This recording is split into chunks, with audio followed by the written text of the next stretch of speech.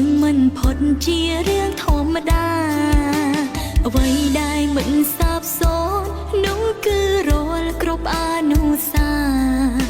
បង្កើតបានទៅជាស្នេហាយូរអង្វែងអរគុណបងចូលខ្លួនស្នេហ៍អូនអរគុណស្ងួនដែលផ្ដល់ដំណើរពិតជាស្ដែងអរគុណនឹងទឹកចិត្តដែលស្មោះសរជីវិតនឹងអនុស្សាវរីយ៍កាន់តែគ្នាស្ម័គ្រស្លាប់មិនបដ